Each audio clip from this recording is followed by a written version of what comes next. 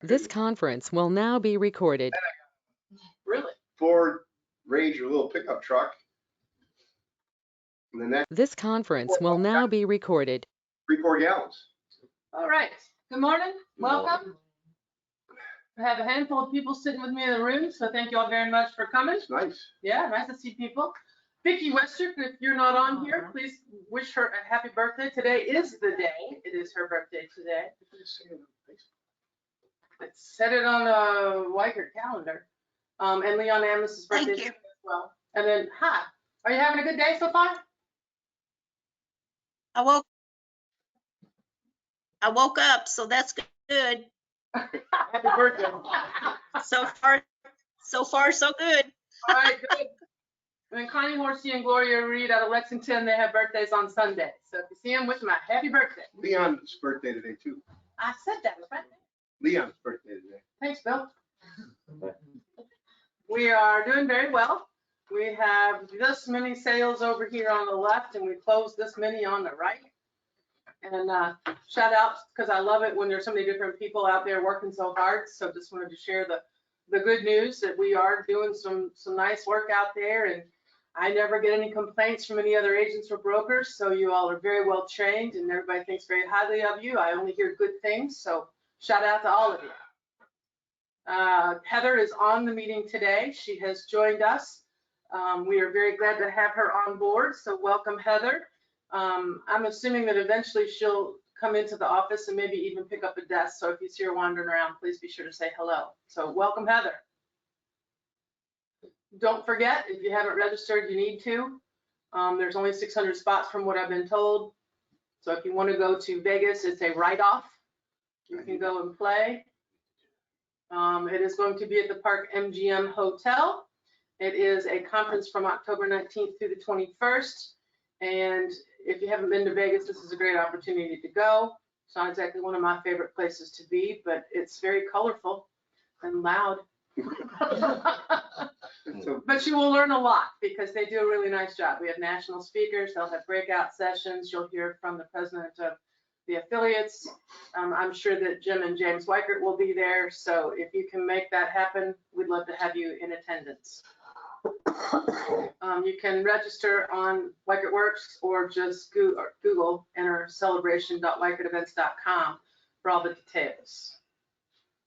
I wanted to give a shout out to Mo. Mo helped me this past Sunday at my open house out in Crestwood on Clore Lake, which is a great big house. And the owner of the property has a multi-million-dollar bourbon collection in the basement, which made me very nervous about having people wandering through because I needed to man the front door. So Mo did a great job. I don't know what he said, but I was sitting upstairs by the front door and I would listen to these people just howl. They were cackling, having so much fun. He was serving them mimosas. He was making them feel at home. People were standing there. It was like we were having a party. So shout out to Mo because personality matters, and he did an exceptionally nice job. So thank you, Mo. All right, down to the brass tacks. The housing bubble. This is an article that I pulled talking about the bubble, and I'm sure several of your clients have asked if this is a bubble and when it's going to burst. The warning signs are out there. Escalating home prices have both buyers and sellers worried that the market is just too good to be true. Agents across the country are getting bombarded with the question, are we in a housing bubble? There are 3 key factors that say we are not. So I want you to be prepared to answer the question. First of all, the graph shows you that the first half of 2021, which I think is spot on, was about 10% with the inventory growth. They're banking on the summer really taking off, and I sure hope they're right. And then the first half of 2022 at 26%. So we're looking into a really nice year ahead of us. And then kind of slowing down toward the end of next year. So I thought the graph was really good. I'm very excited about it, and that's the information we need to share. So during the housing bubble, rapid house price appreciation was not entirely supported by economic fundamentals, but in today's market, nominal house price appreciation has been driven by a shortage of supply relative to the demand. Many find it hard to believe, but housing is actually undervalued in most markets. And that's what we've been talking about. And around the country, that seems to be what's happening. The gap between house buying power and sale prices indicates there's room for further house price growth. And that's why Bill has been sitting here talking for weeks about it ain't gonna turn around. The house prices will continue to rise. And this is Mark Fleming, who's First American's chief economist, agreeing that that's where it's headed. There may be some markets that sort of settle out ahead of the rest of the country, but I don't see this turning around. I don't see it depreciating. It may slow a bit, but the house prices will continue to grow as we catch up with the rest of the country. Our And market's one that needs to catch up. I've joked for years that Louisville's always 10 years behind everybody else. And so if that's true, we got a long way to go to catch up, especially if the rest of the country is rising as we are, because we still lag. We've got people that are coming in from out of town, especially from California, New York, Chicago. They're walking here kind of talking about that red shiny apple video that was on our Facebook page. I'll pay you 120 bucks for that apple because that's the cheapest apple I've seen. It's the same here. I'll pay you $1 million for this house because it's worth $5 in where I'm coming from. So part one is the supply. Last year, the home values, during the pandemic, they appreciated a whopping 10%. Buyers and sellers are still worried that the home prices are too high and that a depreciation is likely to follow. However, unlike the bubble years of the mid-2000s, the major factor driving the value is that we are in a dire inventory shortage, which we all know. A balanced real estate market, as we know because of the price trend analysis, is roughly 5 to 6 months. Today's market across the country, 1.9 months of inventory in the entire United States. Never seen it like that. 32 years in the business, I've never seen the inventory nationwide so low. In comparison, the inventory level from 2005 and 2007 increased from 5 months to 11 months because of the oversupply of homes that did not warrant the price appreciation that went along with it.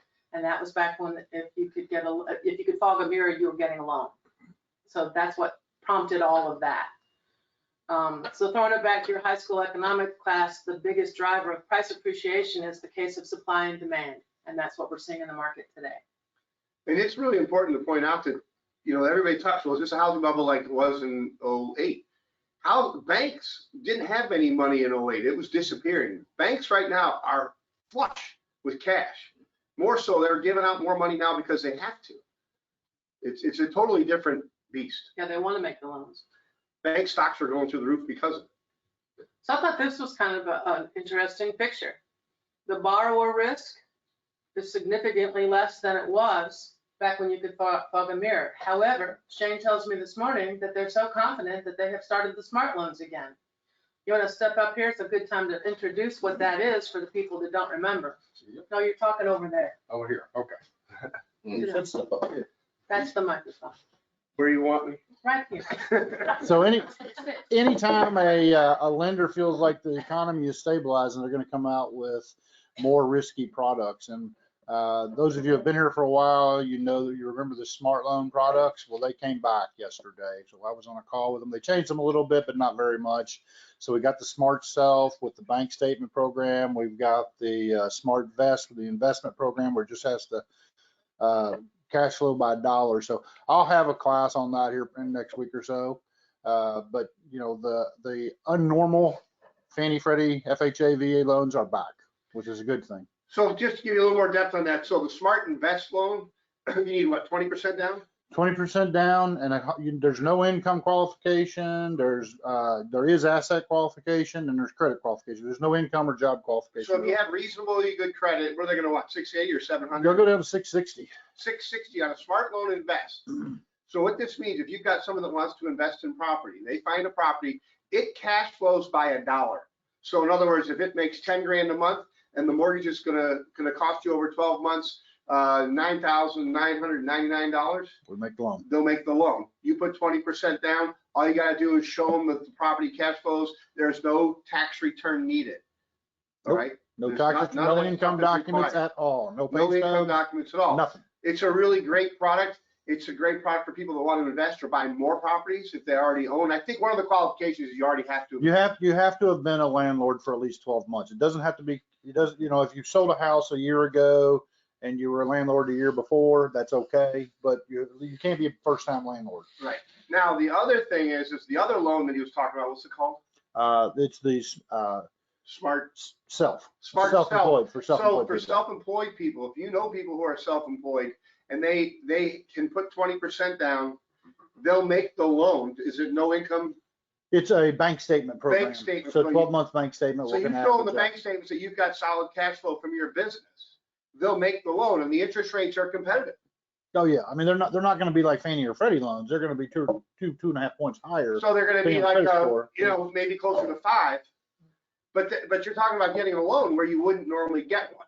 And I'm sorry, anybody that balks at a 5 or even a 5.5 interest rate who's Well, self-employed. really, even if is- you're in the 6 or 6.5, I mean, you're not getting a loan through Fannie and Freddie, Freddie and Fannie. You're not. So getting this is gonna open the door for a lot of buyers that may not have, the ability to buy otherwise, or may have been hurt in the pandemic, but still have great cash flow. Right. And these loans are not, these are not subprime loans. They are for people who have decent to very good credit. Yeah. They're not for somebody that's got a 620 credit score or below or something like that. And we are doing non-warrantable condos again. Huge. Yeah. So Shane, now I have a, condos is a big one too. Jeremy, hear me? Yes. Okay. Wait, a question from Zoom? I just had a quick question for Shane. So, the loan, we've talked about the smart loan before. I have a bunch of people in the service industry. Does this apply to them if, they have good One income? of the changes you make, you got to be at least a 25% owner of the business. Gotcha. That's one of the Okay, changes thank you. made. Good question, thank you. It was a good question because I was looking for that yesterday and they said you got to be 25% owner of the business. Shane, Yes. what is the loan rate on the smart loan for investors? It's going to depend on loan to value and their credit score. It's roughly It's- 2 points higher. It's going to be a couple points higher than Fannie or Freddie. Now clarification on this, so you understand, is it a 30-year loan? It is.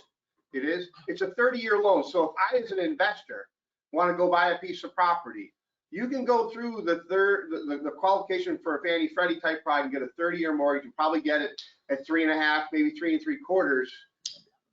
Higher than that? Oh, yeah. You're So it'd be in the fours. 4? Yeah, 4.5 or so. 4.5 or so. But as an investor, I usually would go through a local bank and I would only get like a 5-year term with a 20-year amortization.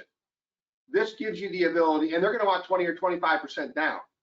Yeah. But this minimum, and this is going to give you the ability for an easier qualification, a 30-year amortization, which will help the cash flow on any kind of investment properties immensely. And local banks, my interest rates are going to still be, 4 to 5%.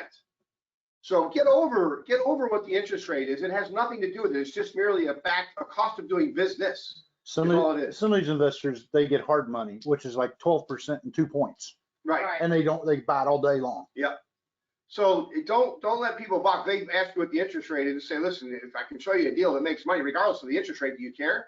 Right. If I can show you how you're going to make money and the interest rate's 15%, would you buy it? And somebody else is paying for it. I would. Who cares? Right, somebody else is paying. That's the bottom line. Yeah. So it's good to know your products. And anytime you've got someone talking about investment properties, call me. I deal with a lot of banks. Part 2 is the housing demand. The buying and selling frenzy that in part caused the market collapse before was fueled not by tactful financial decisions, but a countrywide case of fear of missing out. And that was the truth. Everybody was jumping on the bandwagon back then because if you could file the mirror, you got a loan. So they wanted to buy the biggest, baddest house they could. And they were paying more money than the house was worth because the lenders were giving them cash back. It was the craziest thing I'd ever seen. So it was an entirely different problem back then. Nothing like what we're dealing with today. Fundamentals are still good today. And one of the other things about the demand is, we talked about this last week, the millennials are the largest demographic in our country right now. And they are all getting ready to go start their families. They want to buy houses. They want to be out on their own. The pandemic is lifting, so that's going to fuel them even more. And they're hitting the market en masse. And I'll tell you, financially, they're the most astute group of people I've ever worked with. Yeah. Well, not only are they an astute group, their parents have a little more money now Yeah. than that generation That's did exactly right. before. And so the gifts are there, or there's some assistance there that they can then use. Yeah. So again, it's a totally different market than it was before. Absolutely. So these two big factors coupled with historically low mortgage rates make the purchasing a home today a good financial decision, and that's the bottom line. So people say, should I buy right now? The answer is yes, because the prices aren't going to level out and they're not coming down. They're only going to go up. So if you bought a condo today for $150,000, what's to say that next year it'd more than $170,000? And that's a condo, which is really hard for me to even say. It's very smart. It's the last sentence of this page. Very smart to get in now with an interest rate locked in at 30%, 3%, sorry, 3.5% for 30 years. Why wouldn't you go buy today? But to that point, if you think I don't believe it, I've told several people in the room already. My son, who just bought a house or got under contract after this, I think it was his 6th offer in Atlanta, paid $20,000 over ask, has never even been in the house.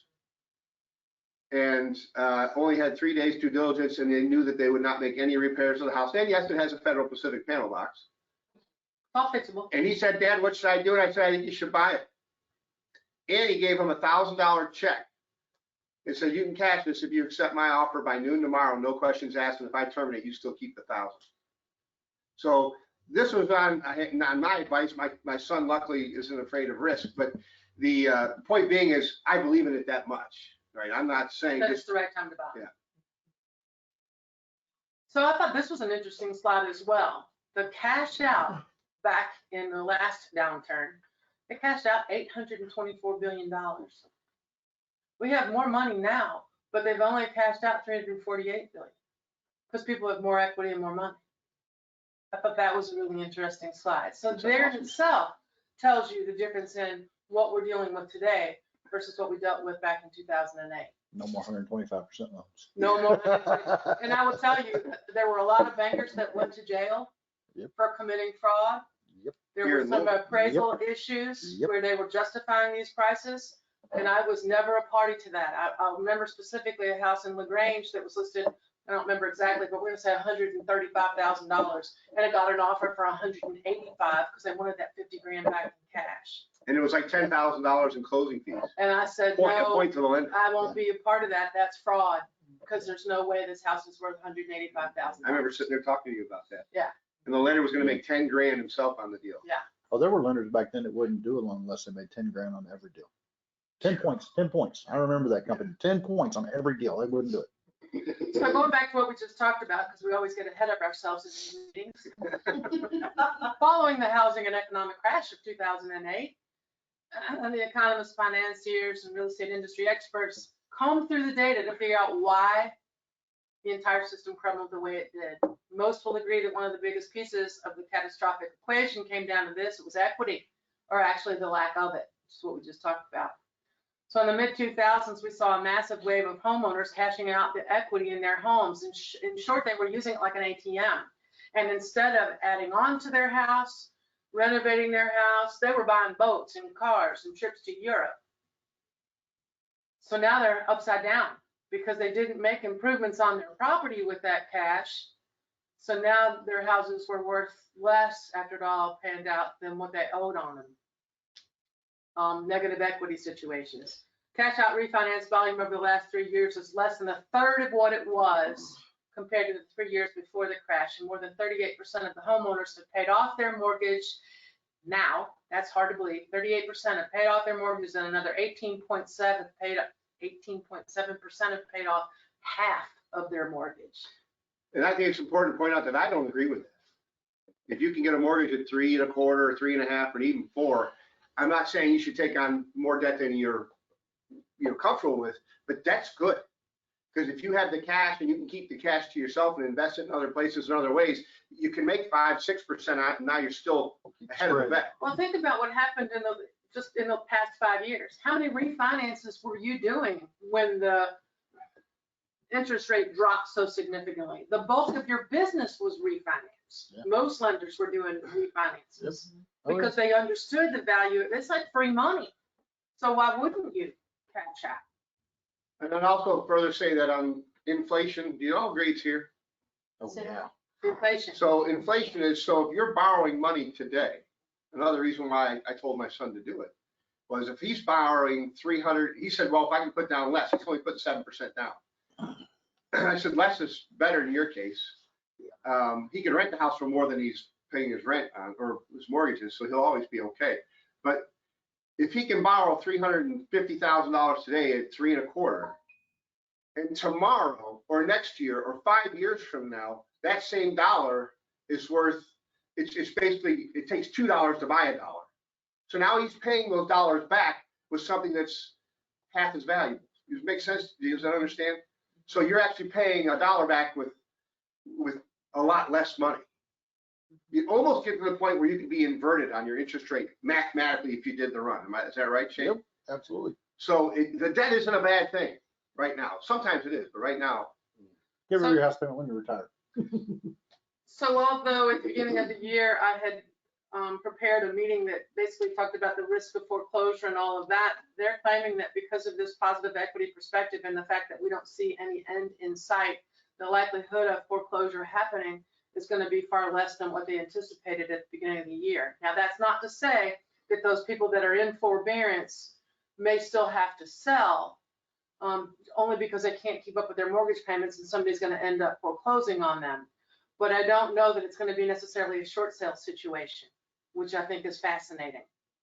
Because in 2008, everyone was upside down. I don't remember ever doing it, and that's all I did back then was foreclosures and short sales. Nobody ever came out whole. They came out with a goose egg on occasion, only because some of the debtors would erase what they were owed. But they're saying that that isn't going to be what happens. If it's a foreclosure, it's because nobody went back to work and they can't make their payments, and the bank finally issues their notice, their lis pendens. But even in a foreclosure situation, it'll be interesting to see if they have to be short sales. It's just a forced sell. They could come out and still be ahead with some equity. Who's to say? So it'll be fascinating to see how it plays out. Folks, don't let these damn wholesalers in our business. Talk to as many people as you can. These wholesalers and I'll buy your house guys, uglyhouses.com, all this stuff, they're destroying people's nest eggs of any sort, right? They are not good for that homeowner consumer at all. I've seen things that just blow my mind, and I'm like, well, how the heck did this guy even get in there and convince them to do this? Because if you get out and talk to these people, you tell them, I've got people that'll buy your house if that's what you really want. I truly believe that these wholesalers are using the historical data from 2008 and 9 to convince people today that we're headed to the same place. We are not. We have an actual responsibility to get in there before these people get in there and muck up the waters. Yeah, a great postcard. You'd be absolutely shocked at how much equity you really have in your house. Good reason to use HomeBot for your clients. Yeah, HomeBot's pretty cool if you haven't done it. I mean, that's amazing how many people I've sent it to that just love it. Oh, everybody likes it. So it goes back to that the most important you as a realtor can make is to educate your client. And we need to spread the word. We need to do it in social media. We need to do it on our postcards. We need to do it in our daily conversations with everyone we meet all around town, and spread the word so that people can make intelligent decisions right now. Because I truly believe that this is a one-of-a-kind situation. We've never seen it before. And I don't see the prices coming down, and that's what they need to hear. I thought this was interesting too. It's only going up as the pandemic fades away that these people are going to step into the market. So there are more buyers prepared to come on. We need to convince them that they need to sell their houses in order to buy, and we have to become very creative on how we pull this off. 16% of American adults are considering the purchase of a home in the next 12 months. And this is from the National Home Builders Association. This is the profit for home sellers. It's up 26% compared to this time last year. Do you think that'll be the same next year? Do you think it will raise more next year, the profit? Or do you think it'll level out, or? I think you're going to see it level out a bit. It's still going to appreciate. There's a Lawrence Yun article in here in a second. Average days on market, you can see that the majority of it is 15 to 30 days. The average works out to about 18 days on market. That's the entire United States. That's crazy. Nobody's in the It's crazy. red. Existing home sales in thousands, and we're back over in here comparing 2019, 20, and 21. And existing home sales were up. New home sales, I thought that was fascinating. I wouldn't have expected that. Existing home prices year over year by region. Remember, we are in the South, 15.6%. That's a lot of appreciation in a short amount of time. Entire United States, 17.2%. Yeah. Seller traffic, we are in the weak, at least we're not very weak, but we're weak. Nevada is actually strong. Is that right? Stable. Months of inventory in the last 2 years. That's a really sad slide there. No comment necessary. New home inventory, just flatly depressing. Wow. Buyer traffic, we are very strong with regards to the rest of the country. We're kind of on track with everybody else. Indiana and Ohio, that was kind of shocking to me. They're in more of a stable market than we are. Mortgage rates, love that slide too. Look at this, back in December of 2018. Oh my gosh, 4%.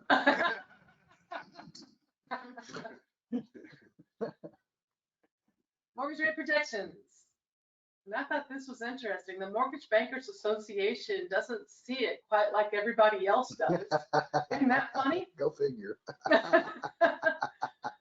NAR is pretty much on track with Freddie Mac and Fannie Mae, and the averages. I mean, it's looking pretty good. If you can get into a house for under 4% in the next 18 months, I mean, that's a home run. Under 6%. So I quoted a guy yesterday, $180,000 purchase price, 3% down, has a 700 credit score, and his payment was going to be $1,220. Wow. That's better than you can get in an apartment. It's going to cost you $1,250 Well, to that's coming up $1,400. too, talking about the rental increases. And no tax benefits, no principal. Yeah, no equity build up, nothing.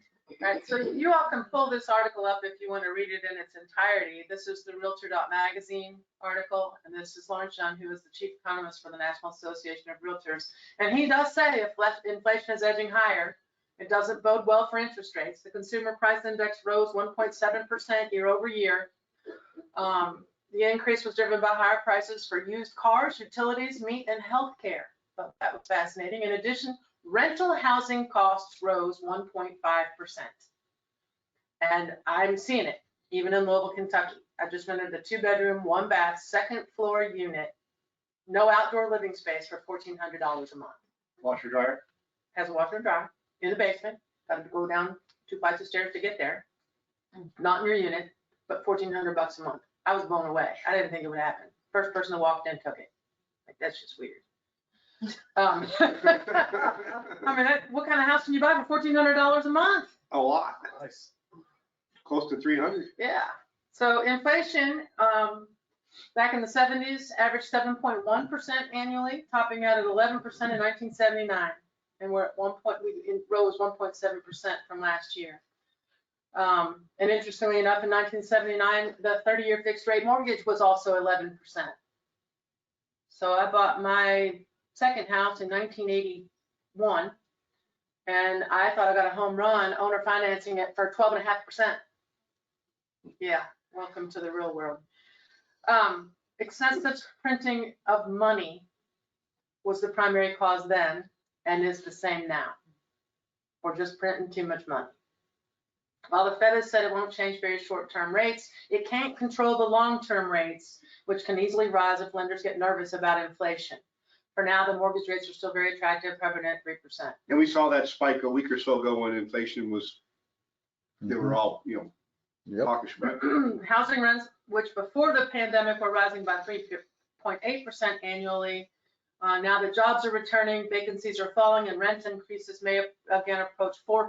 As a result, the inflation will end the year above 2%. Higher inflation looks likely in 2022 and beyond. and as mortgage rates head higher, becoming a first-time homeowner will get tougher. But current owners have fewer worries because in the 70s, the median home price rose from 23 to 55,000, an average annual gain of 9.9%, and a reminder that that's how you build wealth. Home ownership. That's the word we need to spread. That's the greatest way to build wealth, is to be a homeowner. Okay? I can't tell you how many emails I've had this year from people that have a little money. They don't want to be in the stock market anymore. They want to buy investment properties because they know that the return on their investment is going to be far greater than the risks associated with having that money tied up in the stock market. Housing inventory obviously remains at record lows, 1.03 million units. And remember that there are 1.45 million realtors in the United States. So they're pretty much on the same ratio as we are in Louisville, Kentucky, with how many properties are available to be sold versus how many realtors there are in our market. It's pretty much the same ratio. Supply and demand, existing home sales up here at 6.22. Inventory number of existing homes on the market at the end of the month, 1.03. Pretty much the same here in Louisville, Kentucky. Average price at $313,000. Homes are selling faster than they ever have since we've been tracking it. I mean, that's just crazy. The graph on the right is, blew my mind. Just amazing. All right, avoiding the pitfalls. Because the market is so crazy, it's as important as ever that we really dot our I's and cross our T's. And I am hearing from other brokers that I talk to about some of the issues that they're dealing with in their offices in transactions where these people who are relatively new licensees are just out there throwing darts and getting things to stick and setting people up to fail. And we've talked about it here in the sales meetings before, but it is truly more litigious than ever before. You've heard me talk about it back in the day when we had a one-page contract. We didn't even put possession in there. It was whenever the seller was willing to give possession to the buyer, they would just call the buyers up and say, okay, I'm ready to give you the keys. It's a totally different market now. If you don't meet the deadline for moving out at 6 p.m. 2 days after closing, the first words out of their mouth is, I'm going to sue you, right? It is the most litigious part of the real estate industry I've ever seen in the 32 years I've been doing it. So, as you all know, I'm all about that opt-out form, and this article pretty much coincides with all of that. NAR saw a spike in errors in 2020, and I teach the ethics class at the Board of Realtors, and I have served on the Standards of Practice Committee and gone to Chicago for the 3-day training on it. NAR studies the case studies, all of the findings of hearings, whether it be an ethics complaint or over money. So it could be either arbitration or mediation, and that's how they're constantly changing the code of ethics based on the actions of realtors who they have found fault with in these hearings. So this gentleman talks about making sure that you stay out of trouble, and remember that E&O won't cover you if it's fraud, so you have to be very careful with what you're doing. Most of it's negligence. Reducing liability risks at any stage of your dealings, you need to educate the clients about every stage of the transaction. And I physically got in my car and drove out to LaGrange yesterday because these people had never sold a house before. They're my age. Yeah, because in the military, they've always rented. And so I needed to go out there and explain to them all of the different scenarios so that they could make an intelligent decision as to what to do next, because they didn't understand the process. One of the big ones and why NAR has changed the code of ethics is that you need to make sure you're treating everyone equally. And that goes back to those love letters. If agents make decisions for the clients without discussing the options, that's where you fall apart. And everyone thinks they're out there doing the right thing to protect their client by making decisions for them, when in fact that is the worst thing you can do. That will backfire. Agents need to be careful about serving their clients and avoiding overstepping their role, which goes back to you need to keep your mouth shut. I looked at them and told them all the different things that they could do. And I said, the bottom line is, it's not my money and it's not my house. So you need to sleep on it and call me in the morning and tell me what you want to do. It's a smart practice to stick with the facts rather than giving an opinion, which I think is really true. All of the different scenarios are the facts of what could happen. I am not going to impart one way or another and direct them to a specific outcome because that is my opinion. And it goes back to, I'm not living in the house. It's not my house to sell, and it's not my money. You should document your advice. You should document your conversations. If you have a phone call with them, write it in your file what was said. Make notes, send texts. Emails are the best. Text, because you can print out all of your text messages, and same with the email. There are not 7 issues. I just picked a few, but the multiple offer is probably the #1 issue right now. And you need to be very careful on how you handle the multiple offer situation so that you avoid accusations of negligence or preferential treatment. Preferential treatment's the big one. If you convince your seller to choose the offer you specifically wrote, there's your #1 problem. And I'm seeing a lot of that in this market. You want to make sure that you are laying out all the facts, which is why I go back to the relocation company, one of the ones we represent, sent me an Excel spreadsheet where you can itemize all of the different factors of the contracts and all the offers you got, and then specify all of the people that sent them so that they can read them without looking at the contract. They're not looking at the names on the contracts. They're strictly looking at the facts. What's their down payment? What's their closing time frame? Appraisal, etc., without looking at the contract. So they're not taking into consideration who the other agent is, what the other company is, who they're going to close with, all of those things that could sway someone that could look like you made a decision based on something other than the facts. Seller disclosures. If you are not telling your sellers to fill that seller disclosure out because it is a free insurance policy, that should fall out of your mouth. It is a free insurance policy. My clients last night were talking about the fact that the shingle blew off in the wind. Should I put that on there? 1 shingle. I said, yeah, because you know what's going to happen?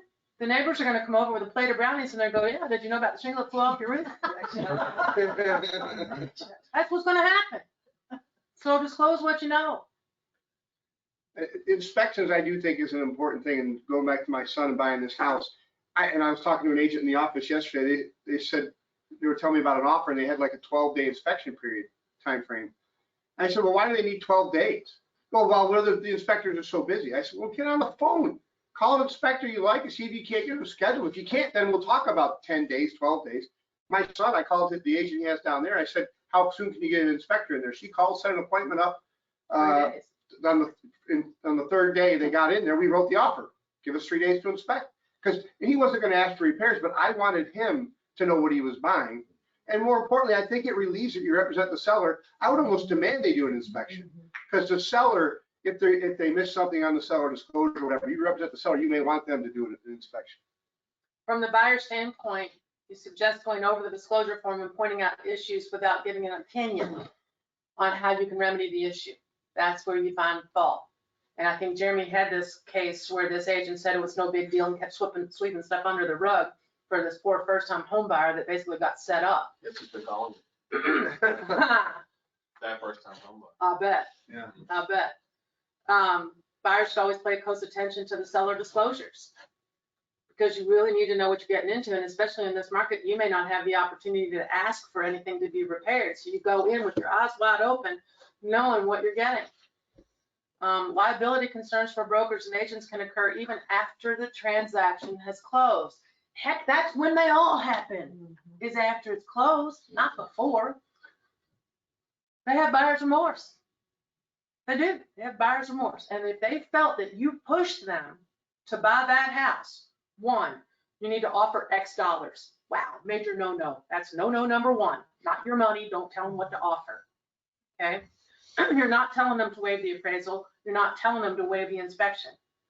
You're merely going to point out all of the different things that might make or break your ability to get your offer accepted and the repercussions of it. Okay? I heard Bill talking on the phone yesterday because there's all these ivy things growing up all the trees, and they can suffocate trees. So that was something he pointed out. Be prepared. If your trees start to die, how much money is it going to cost to clear out your backyard?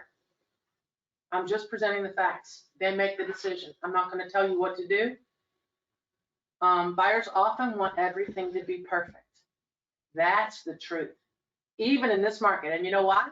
Because they're paying more money than the seller was asking for the property. Therefore, they truly want it to be perfect. There's no such thing as a perfect house. New construction isn't perfect. It is never going to be perfect. And what's the one thing you say about the inspection when you're standing there with the buyer the day of the inspection? What are you going to tell them? Vicki Wester, the inspection is good for. It's not there. It's not there. That day. Don't do That that. day. Thank you. The inspection is good for that day. So I do the home inspection today, and because I have a 60-day closing, because the seller demanded it, there can be a lot that goes wrong in the next 60 days and beyond. So if you're not having that conversation, that's a big one. Surveys. No one's doing a survey right now. No one is. You better make sure you're opting out on that checkbox, because that's a major expense to rectify if there's an encroachment or an easement. And I'm not talking about property line definitions. I'm talking about the fact that they want to put in a pool and they find out after they've closed that there's a gas line, major gas line running through the back of the property. Or that all the sewers and the electrical and the water lines are in the backyard and they can't dig a hole. You better be having the conversation. Fair housing, that's a big one. And this goes back to that letter. And I thought this was interesting. They cited a pending Massachusetts case where the seller saw the buyer's name on an offer and asked the listing agent whether the buyer was black. The agent did the right thing and got up and walked away. It's crazy. But I hear about it. I hear this going on. People are making judgments on who is buying their house. So your legal tip sheet, don't make decisions for the client. When in doubt, disclose it. Even if it's one shingle and it happened 4 years ago, disclose it. Put all your decisions in writing, give them facts rather than opinion. Focus on the offer. We don't care who's buying the house. We can't care. Follow the NAR Code of Ethics. Focusing on the house and not the buyer, I can't tell you how many times in the last 32 years somebody said, oh, I really want them to buy the house. They had such cute kids. The bottom line is right now, they're watching people walk up to their front door.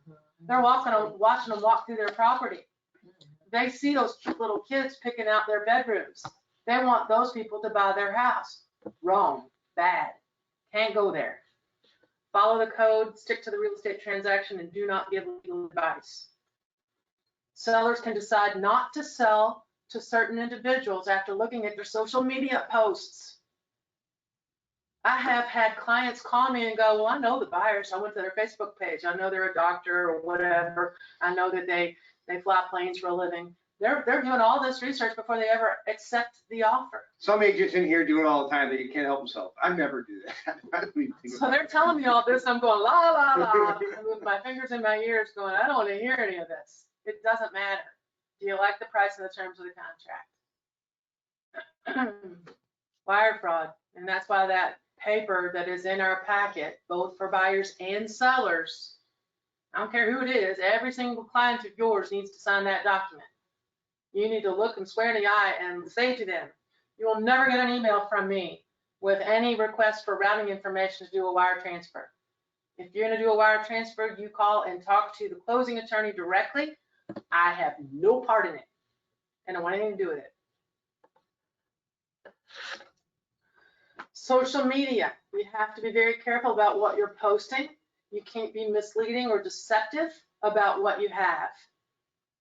All right, you can't talk about walking anywhere, and I see it all the time. You can't walk to the park.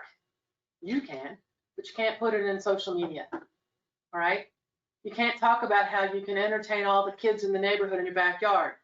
It sounds so easy, and it looks like it's such a great place to entertain all the kids in the neighborhood, but now you're discriminatory. So you got to be really careful about what you're posting. Post professionally, talk about the home and not who's going to buy the home. Best advice of all. no target buyer, which is really unfortunate because back in the day, we could target the buyer.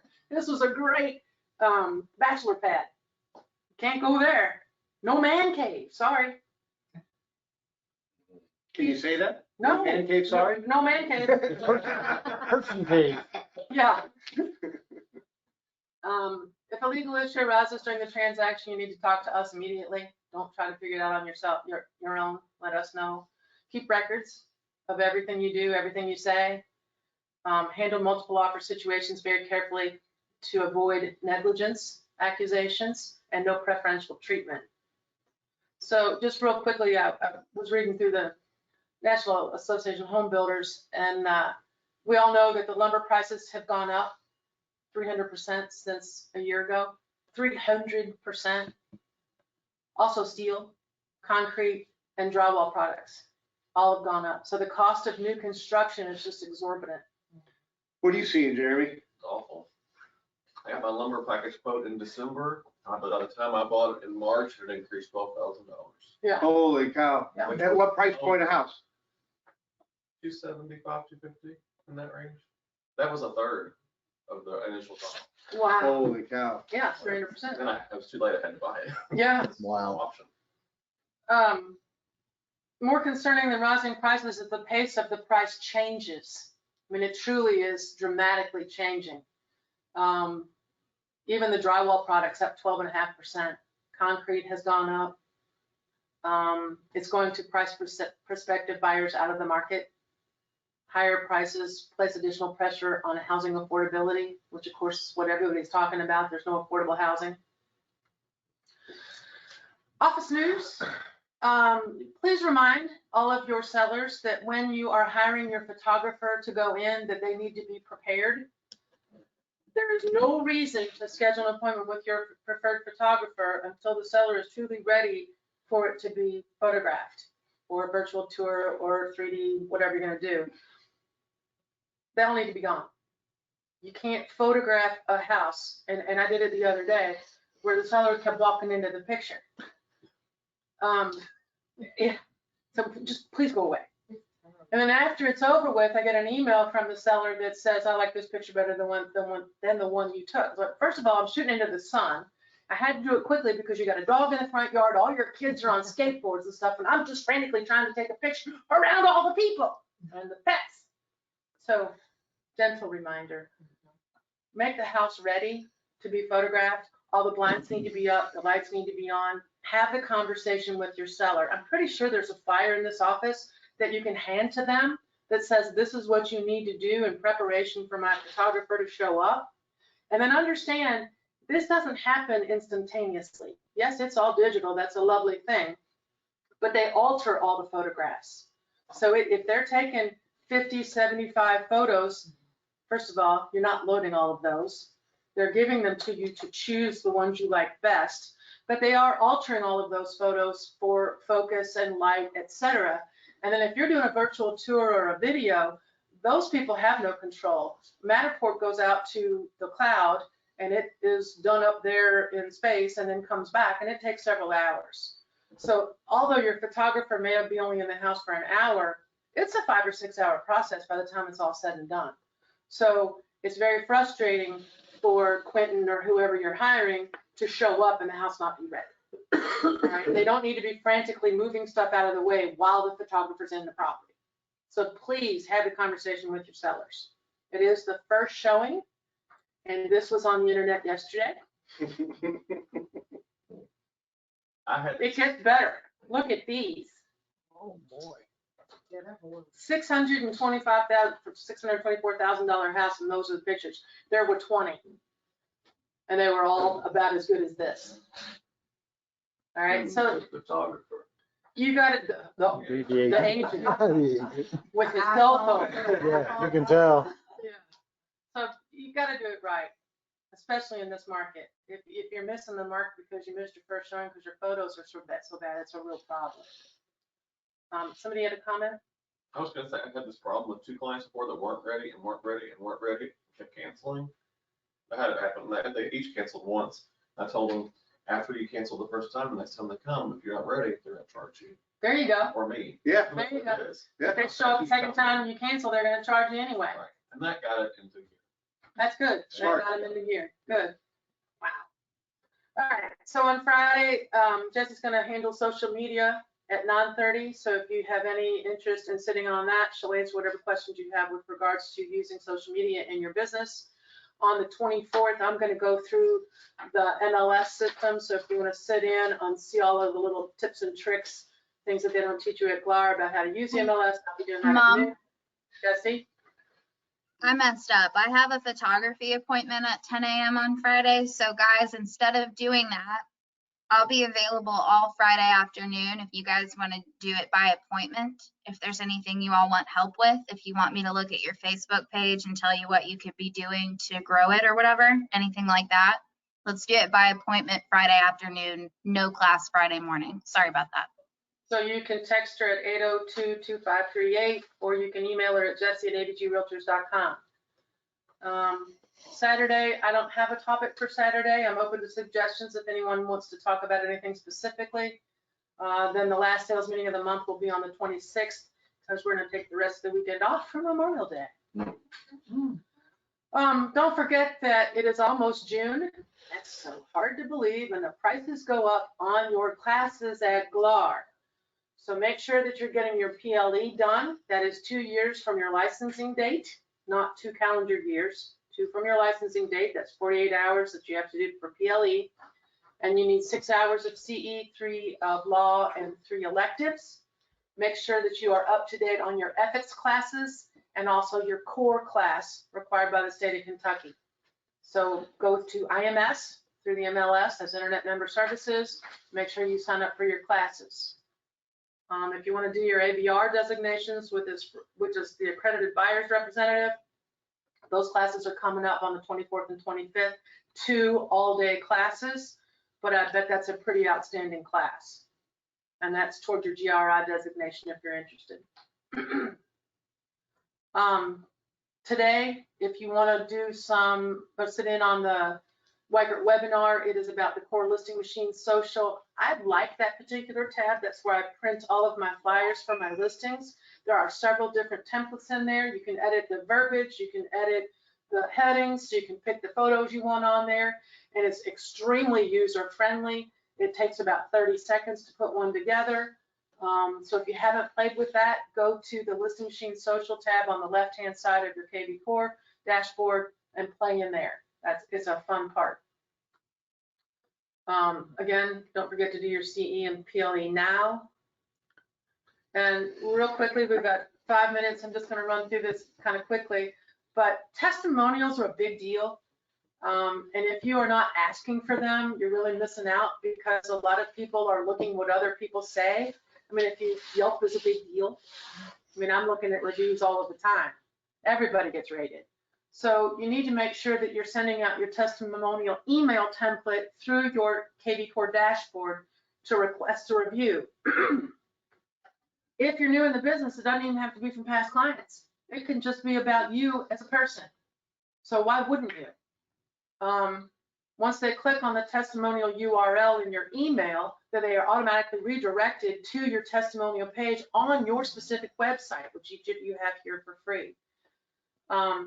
Steps to sending, you start by activating the testimonial page, and that's over here on the right-hand corner.